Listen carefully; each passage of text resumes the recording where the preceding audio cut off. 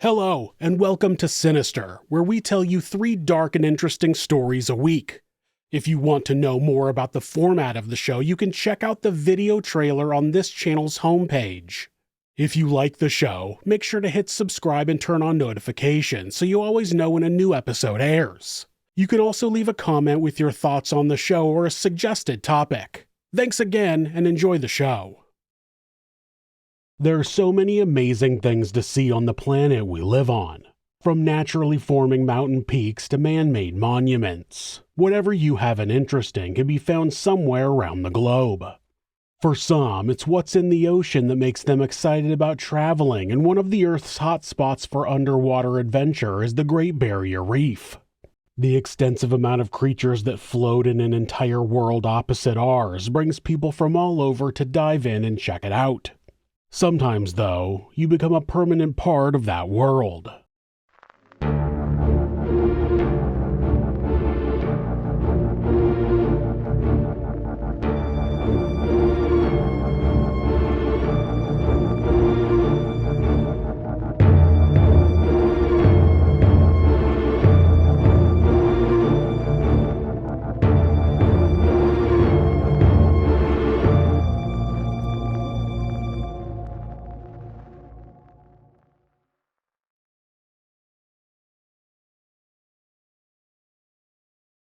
Thomas and Eileen Lonergan met at Louisiana State University, where Tom studied psychology and Eileen studied biology. The couple married straight out of college, as Thomas's mother Elizabeth recalled. Their relationship was remarkably close, and Elizabeth noted, quote, "They were never alone. We used to laugh at them how they would do everything together." Tom's brother described him as a regular Joe. Beyond their professional lives, the couple shared a passion for outdoor activities, regularly enjoying camping and bushwalking excursions together.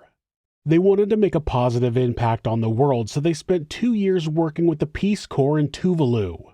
Tuvalu is a small island country in the Pacific Ocean between Hawaii and Australia. It consists of a number of tiny islands and atolls that surround a lagoon. The total land area is 9.71 square miles or 25.14 square kilometers. Tom and Eileen worked in community development and education to help improve life on the island. While in Tuvalu, the couple were able to spend time diving and exploring coral reefs in the area. Diving had become a significant shared passion for the couple. Eileen was already an experienced scuba diver when they met and subsequently introduced Tom to the activity. When they were done working with the Peace Corps, Tom and Eileen took an extended backpacking trip throughout the South Pacific and Southeast Asia. In January of 1998, they headed to the last country on their trip, Australia. Tom, then 33, and Eileen, then 28, would explore northern Queensland with a tour planned to dive at the Great Barrier Reef. By the time they had reached Australia, both had developed considerable underwater expertise, with one source noting they had completed around 80 dives each. They arrived in Australia and stayed at the Gone Walkabout Hostel in Cairns on the eastern coast of the Cape York Peninsula. Cairns is about 40 miles or 65 kilometers south of Port Douglas, where they would be setting off on their excursion. The Great Barrier Reef lies off the east coast of Australia and runs from further north than the tip of Cape York down most of the way along Queensland. From Port Douglas, the reef is 30 to 50 kilometers or 18 to 31 miles straight out into the Coral Sea. The Lonergans had chosen to dive at St. Crispin's Reef, which was a little further north at about 58 kilometers or 36 miles. Upon reaching Port Douglas, described as an upmarket diving and sailing town along the coast, they selected the Outer Edge Company for their diving excursion. That 26-passenger boat would take them to St. Crispin's Reef, which would have taken about an hour to reach. Early that fateful January morning, the couple traveled via shuttle bus to a marina in Port Douglas. There they joined 24 other passengers aboard the Outer Edge vessel, skippered by Jeffrey Nairn. The boat ride went as planned, and it's unknown what types of interactions Tom and Eileen might have had with the other passengers. On that clear summer day, Tom and Eileen participated in two 40-minute dives before arriving at their third and final dive location, an area just north of St. Crispin's Reef called Agincourt Reef, which is known as Fish City. That spot had earned its nickname due to its abundant marine life. While most divers followed designated dive masters, the experienced Lonergans opted to explore independently. The day featured favorable conditions, calm seas, and good visibility. British diver Brian Brogden was with the Lonergans as they spent approximately 40 minutes exploring the site, admiring thousands of colorful fish. They all checked out a giant clam embedded in the reef, but soon it was time to head back to the boat, and it was reported that Brian's air was running low. When Brian returned to the boat, Tom and Eileen stayed at the reef, and it's reported that they ended up staying in the water longer than the dive boat crew had instructed. Brian would end up being the last person to see them alive. All of the divers should have been back on board at 3 p.m., so when that time came, Jeffrey Nairn, the skipper of the Outer Edge, asked crew member George Pyrahow to do a head count. Regulations mandated detailed passenger manifests and proper head counts between dive sites, but the protocols apparently failed. The timeline shows no designated lookout was assigned to monitor returning divers, creating a dangerous gap in safety protocols. Because of that, the Lonergans were still under the water when the boat departed and started its journey back to the mainland. From that point forward, nobody knows what truly happened to Tom and Eileen. It's speculated that they would have finally surfaced to see nothing but the horizon around them. At sea level, land will disappear from view at about 3 miles or 4.8 kilometers due to the curvature of the Earth. So where the Lonergans were, 25 miles or 40 kilometers away from the coast of Australia, they would have seen no land anywhere around them. Could a person swim that distance? Sure. Many people have swam about that distance across the English Channel, but that's an extreme challenge that few people take on. Also, those people had time to train and prepare, which the Lonergans didn't. They were probably already tired from a day of scuba diving.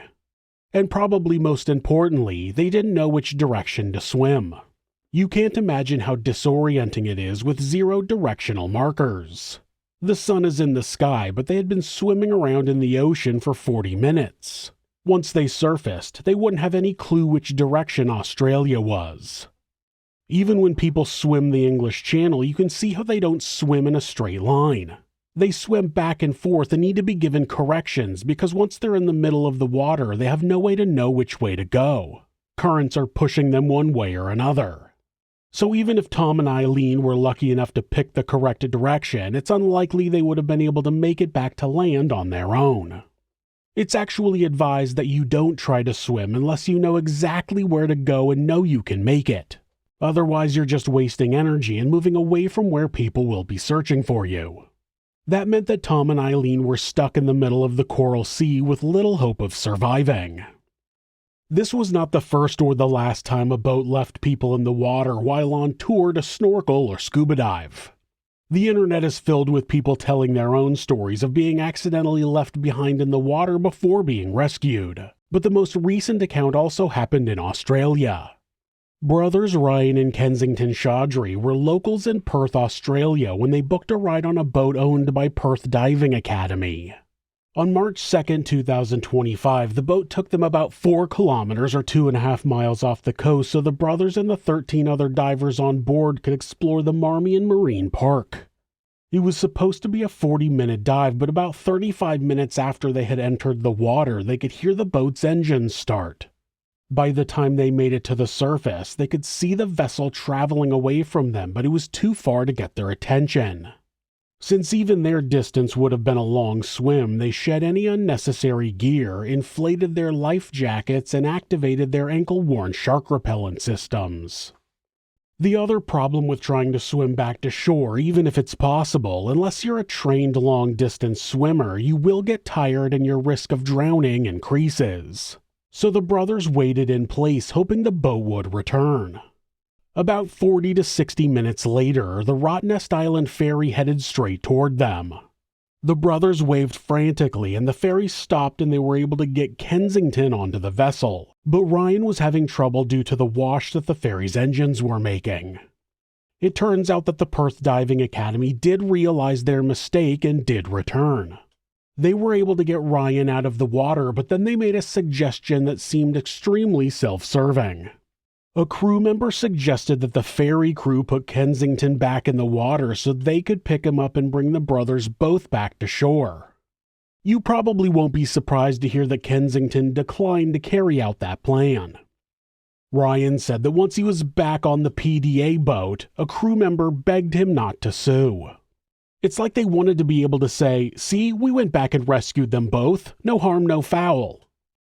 The brothers said that they did receive an apology, but otherwise it seemed like the staff at PDA treated the incident like a joke. That was backed up by the owner of Perth Diving Academy, Troy Lane, later saying, quote, "Nobody died."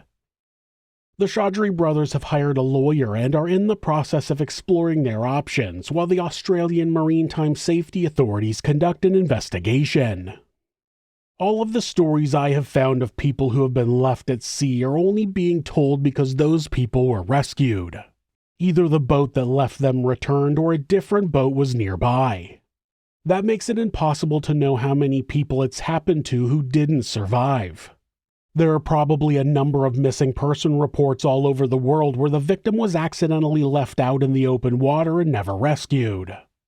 Obviously, if the discrepancy is noticed soon enough, it makes rescue more likely. Unfortunately for Tom and Eileen, it would take days before anyone realized the couple had been left behind. Incredibly, the absence of Tom and Eileen went completely undetected for more than 48 hours. Their equipment and personal belongings sat undiscovered in the boat throughout that period. When the vessel returned and the 24 passengers on board had departed, crew members saw the Lonergans' belongings and assumed someone had just forgot them when they left the boat. They moved the belongings to a different part of the boat, expecting to get a call soon with the owners wanting to come back and pick it up. When the ship was inventoried after the excursion, the crew noticed that 2 air tanks and 2 weight belts were missing, and that still didn't seem to sound any alarms. When the driver who was responsible for taking the passengers back to their hotels told the skipper that the Lonergans hadn't showed up, he was told to not worry about it. Then, the next day, Jeffrey Nairn took another group of scuba divers out to the same places on the outer edge. On one of the dives, someone found some dive weights at the bottom of the sea. At the time, the crew of the boat just chalked up the find as a bonus. It was entirely possible that Tom and Eileen were still alive, floating a few miles away. Neither them or the boat would have been able to see each other at that distance, though. It's impossible to know which direction they would have drifted, but they wouldn't have remained in the same place, which is why the more time went on, the less likely it would be to find them. It wasn't until another day later that the skipper looked through the bags that had been left on the boat and found personal items belonging to Tom and Eileen. Those included wallets and passports, something that a tourist would not be able to go without for long without realizing they had left it behind. Upon realizing the couple was missing, he contacted their hostel in Cairns to check if they had returned on the day of the excursion. When he learned that they had not, only then did he raise the alarm. He told the police, quote, "I looked in the bag and thought, Jesus Christ, it's got a wallet and papers in it." From there, the authorities launched a massive search operation. The Australian Navy and police mobilized 17 aircraft, helicopters, and boats to scour the waters. Local residents joined the effort with their own vessels, extending the search across approximately 8,000 nautical miles or almost 15,000 kilometers of ocean. Despite those extensive efforts continuing for 3 full days, no sign of the Lonergans themselves were found. As time passed, hopes of finding the couple alive diminished rapidly. If you look at a map of where the Great Barrier Reef is in relation to Australia, it doesn't seem like it's that far away. But once you increase that map to the scale of the Earth, it's massive. Finding 2 people in the middle of a body of water that large would be like looking for 2 sewing needles on a mile-long section of beach after the wind had been blowing them around for 2 days. The odds are just not in your favor. In 2008, a couple, one from the UK and one from the US, were left behind after diving at the Great Barrier Reef, but it wasn't actually because the crew forgot about them. Richard Neely and Allison Dalton were only with 4 other divers, so they were definitely missed. The boat just couldn't see them. They had surfaced 200 meters or 650 feet further away from the boat than they were supposed to, and they tried to swim to the vessel, but the wind and waves kept pushing them further away. They used an inflatable yellow marker to wave, and they blew a whistle, but the boat couldn't see or hear them. The other divers spent 3 hours searching for them but couldn't find them. Then the boat would return about every 45 minutes, but it had gotten too dark and the waves were too big. A helicopter even flew directly above them but couldn't find them. They were too small in the vast sea and the conditions were less than ideal. They ended up finally being spotted by a helicopter the next morning, but only after being passed over multiple times over the course of a few hours. In February of 1998, approximately 1 month after the disappearance, a women's wetsuit matching Eileen's size washed ashore in North Queensland. Upon examination, scientists determined from barnacle growth that it had likely been submerged since January. Moreover, the wetsuit bore telling tears along the buttocks and armpit areas, presumably from contact with coral.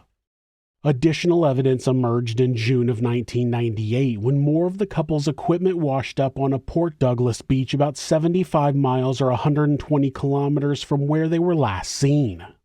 Those items included inflatable dive jackets marked with the couple's names, their compressed air tanks, one of Eileen's fins, and a weathered diver's slate with a heartbreaking message. A diver's slate is like a whiteboard that you write on with a grease pen, and divers use them to communicate underwater. On the slate that was discovered was written, quote, Monday, Jan 26, 1998, 08 a.m. To anyone who can help us, we have been abandoned on Agincourt Reef, 25 Jan 1998, 03 p.m. Please help us. Come rescue us before we die. Help. The equipment that washed ashore did not show any signs of damage that could be associated with something like a shark attack, leading many to believe that the couple suffered from dehydration and exhaustion, causing them to drown. Despite recovering those items, the bodies of Tom and Eileen Lonergan have never been found. Beyond the physical evidence recovered from the ocean, investigators uncovered revealing personal journals in the Lonergans' Cairns hostel room that would fuel speculation about their disappearance. The journals contained entries that Detective Sergeant Paul Priest initially described as chillingly bizarre and prophetic. 6 months before the accident, Tom had written, quote, I feel as though my life is complete and I'm ready to die. As far as I can tell, from here my life can only get worse. It has peaked and it's all downhill from here until my funeral. Additionally, just 16 days before their disappearance, Eileen expressed concerns about her husband, writing, quote, Tom hopes to die a quick and fairly painless death and he hopes it happens soon. Tom's not suicidal, but he's got a death wish that could lead him to what he desires, and I could get caught in that.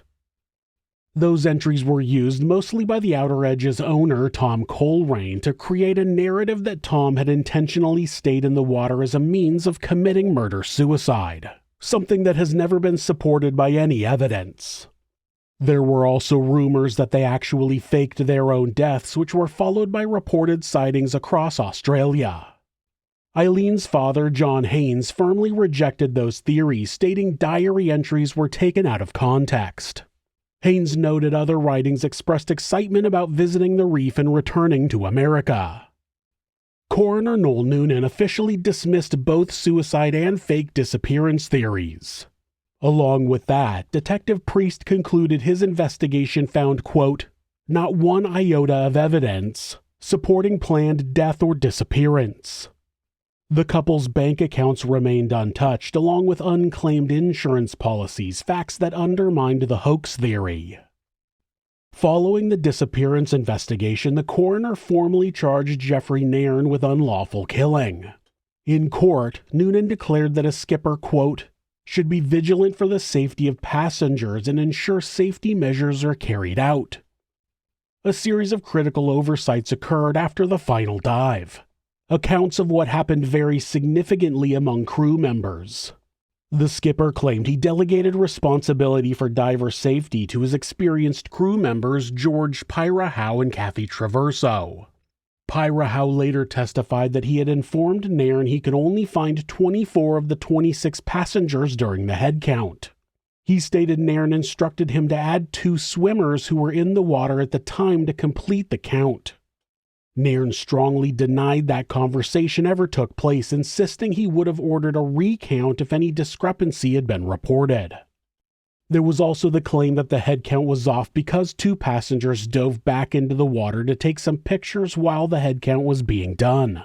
So when Pyrahow told the skipper he only counted 24, which included the 2 in the water, Nairn counted those 2 in the water to make 26. Then those 2 got back in the boat and they left the area thinking everyone was on board.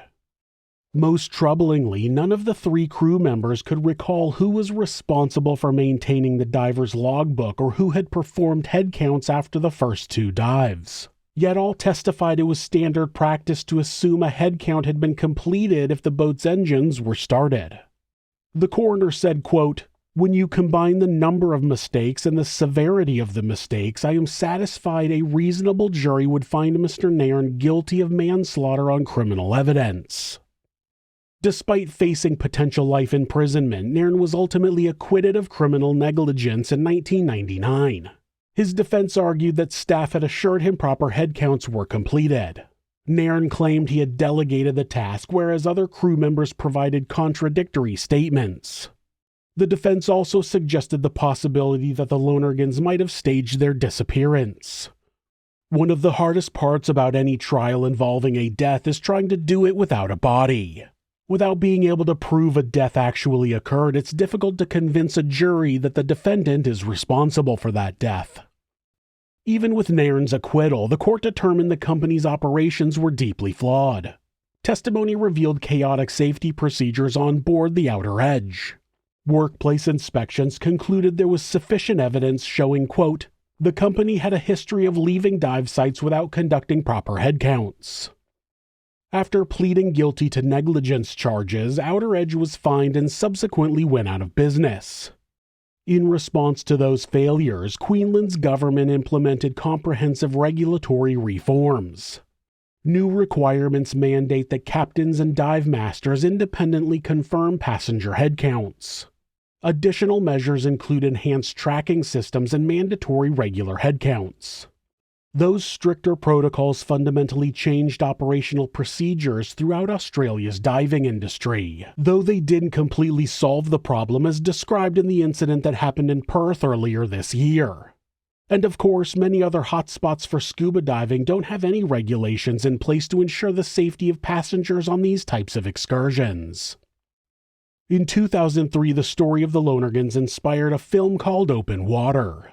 It was set in a different location, with different characters, and obviously made assumptions about what may have happened to Tom and Eileen after they were abandoned. It's not a bad movie, but calling it a true story is a bit of a stretch. Unlike the movie, we have no way of knowing exactly what happened to Tom and Eileen Lonergan, and the way we can honor their memory is to make sure proper safety measures are being taken anytime you go diving. Ensure that your tour guide is using proper safety measures and look out for your fellow divers. Being vigilant is the best way to ensure that something sinister doesn't happen while you're visiting a world you don't normally live in. Thanks so much for letting us tell you this sinister story. If you like the show, please subscribe and turn on notifications so you always know when a new episode airs. You can also hit like or leave a comment with your thoughts about the show or a suggestion for an episode. Thanks again, and we'll see you next week where we'll take you somewhere sinister.